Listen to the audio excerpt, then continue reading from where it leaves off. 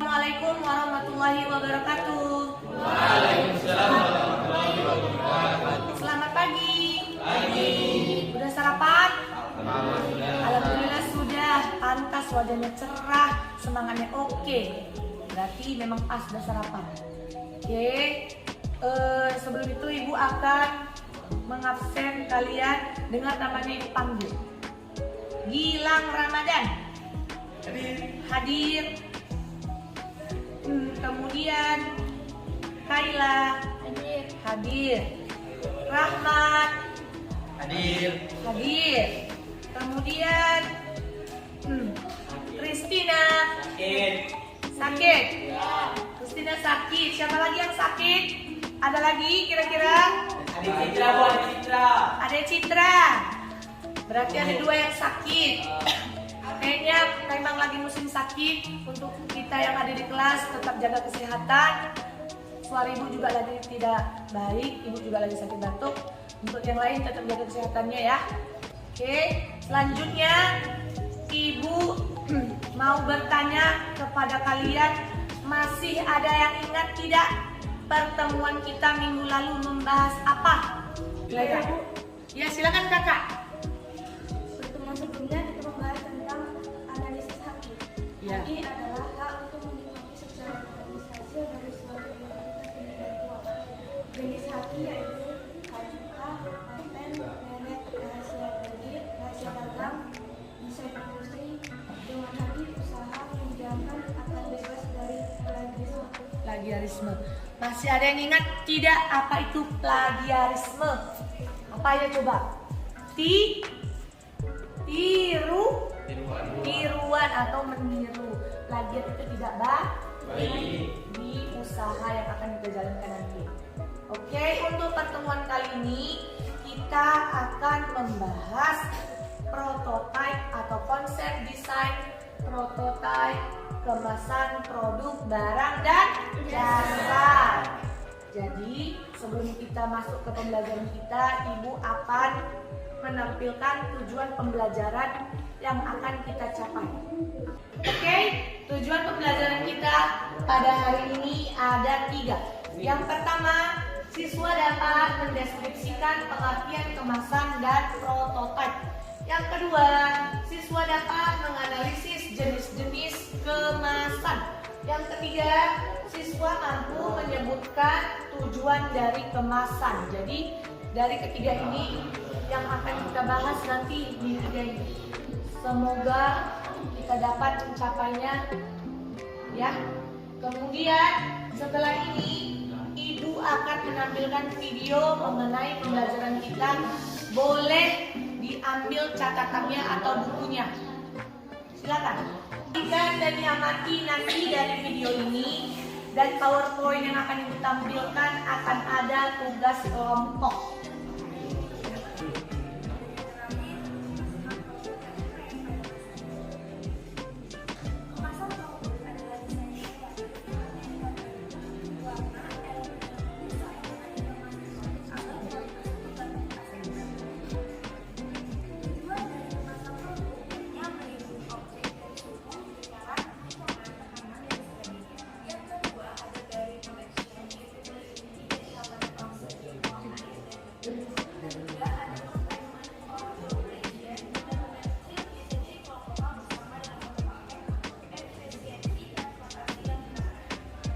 Setelah video pembelajaran ini diputar, sudah dapat yang diamati?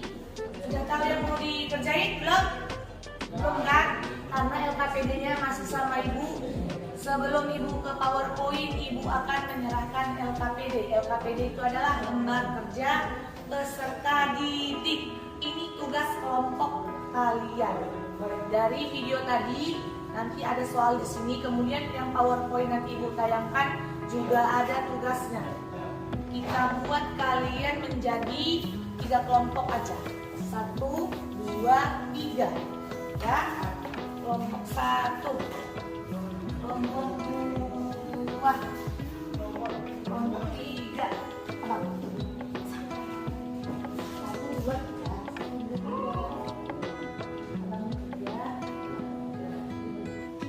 Oke.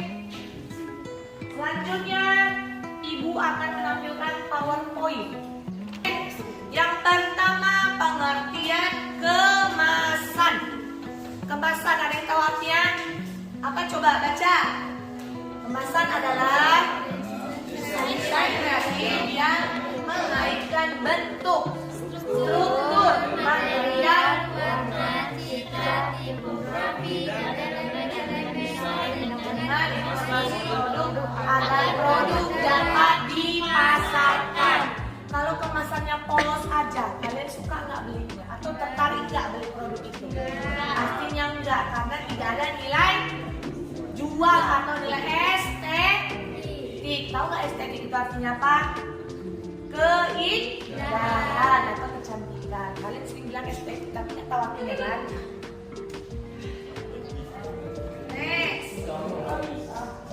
Yang kedua, pengertian prototype.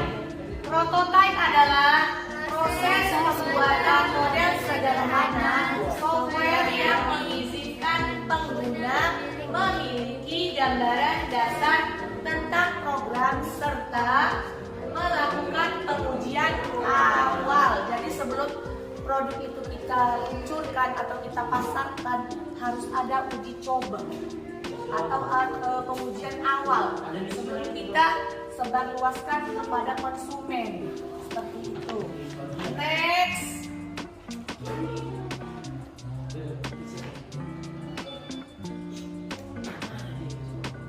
Tahapan-tahapan prototyping. Yang pertama, pengumpulan kebutuhan. Yang kedua, membangun prototyping. Yang ketiga, evaluasi prototyping. Yang keempat, mengkodekan sistem. Yang kelima, menguji sistem. Yang keenam, evaluasi sistem. Dan yang terakhir, menggunakan sistem. Jadi tahapan-tahapan prototyping ada 7. Diingat, nanti sepertinya ada masuk soal. Benar nggak? Ada kan?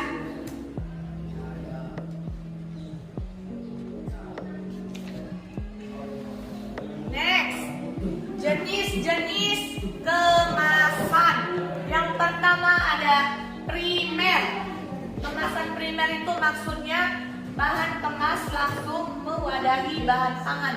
Seperti kaleng susu. Kaleng susu di rumah kan langsung susunya kan, nggak ada lagi tambahan kemasan yang lain.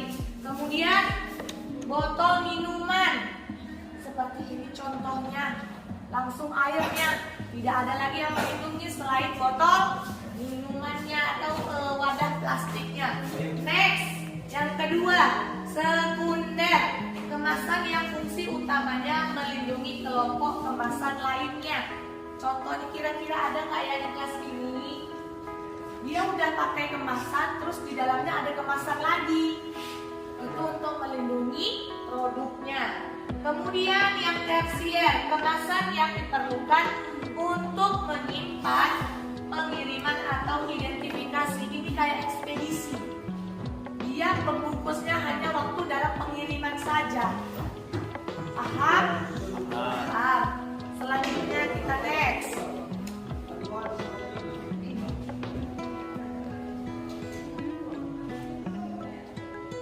Tujuan dari kemasan ada 6. Ayo baca. Kakak nomor 1. Sifat produsen melindungi objek dari sumber, kebakaran, guncangan, tekanan, dan sebagainya. Nomor 2. Abang. Production melindungi dari hambatan oksigen, uap, air, debu, dan sebagainya. Yang ketiga, kakak. Containment of agglomeration. Benda-benda kecil biasanya dikelompokkan bersama dalam satu paket untuk efisiensi transportasi dan penanganan. Yang keempat, abang. Informasi tradition, informasi tentang cara menggunakan transportasi daur ulang atau membuang paket produk yang sering terdapat pada kemasan atau label. Yang kelima, kakak. Kemasan yang tidak dapat dihidup kembali atau akan rusak secara fisik. Yang terakhir, abang. Convenience. Convenience. fitur yang menambahkan kenyamanan dalam distribusi, penanganan, penjualan, tampilan. Jadi ini fungsinya untuk menambah kenyamanan dalam distribusi, penanganan, jualan, tampilan. Tampilan di sini berarti tampilan dari produknya atau dalam pengemasannya itu ditambah misalnya nama pengirimnya, nama penerimanya, atau ditambah dengan logo-logo atau membuat produk itu lebih cantik lagi. Oke, terima kasih untuk memperhatikan PowerPoint ini. Selanjutnya kalian kerja kelompok di LKPD yang telah Ibu berikan. Silahkan kerja kelompok bersama kelompoknya. Kalau sudah selesai, nanti kalian presentasikan di depan kelas. Oke?